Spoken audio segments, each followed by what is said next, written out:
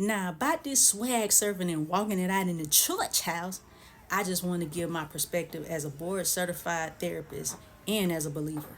And I'm going to come from the addictive behavior perspective because a lot of people think that addictive behaviors just pertains to drugs and alcohol, but it actually pertains to a lot of other things too. You really have to be careful about what you co-sign, what you accept, and what you indulge in. And the reason being said, because you would think people might be coming to your church because they coming for God, but they coming because you done satisfied the itch, urge, or craving. The human mind, when it's trying to escape a stronghold, is very complicated and it is very hard. I've done it myself, and when God was taking me out of my mess, and I know that I could not listen to, be around, hear certain things because it would send me back. And with you co-signing and portraying certain things, you are showing the addictive mind that I don't really have to change.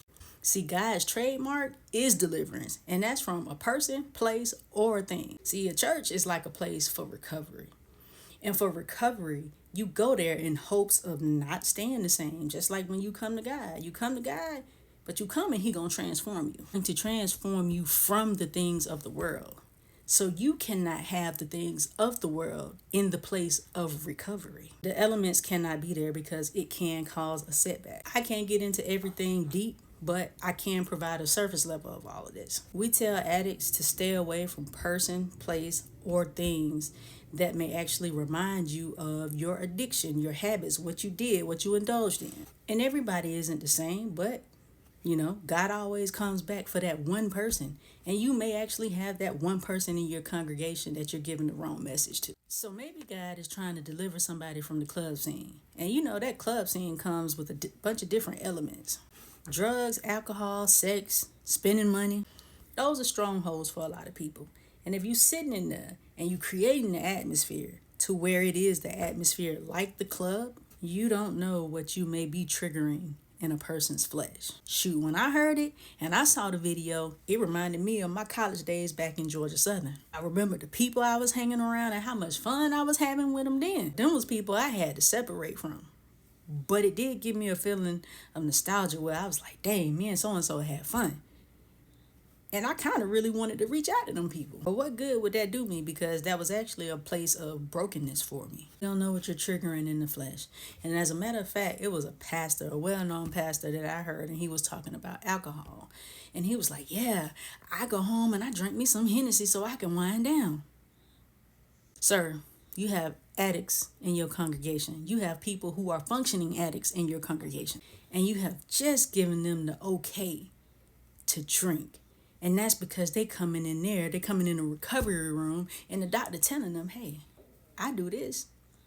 And I know the mind, well, shoot, a pastor can go and have him drinks, then it ain't nothing wrong with me having no drink.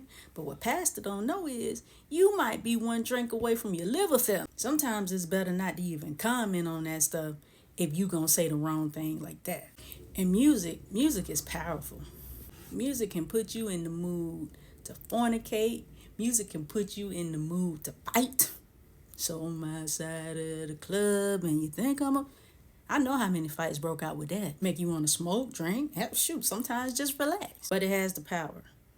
So I kind of disagree with bringing that kind of stuff into the church house. Well, not kind of. I do. I ain't even ashamed to say it. I do. I disagree. I'm going to use myself for another example. I got a shoe addiction, okay? Sneakers, I love them.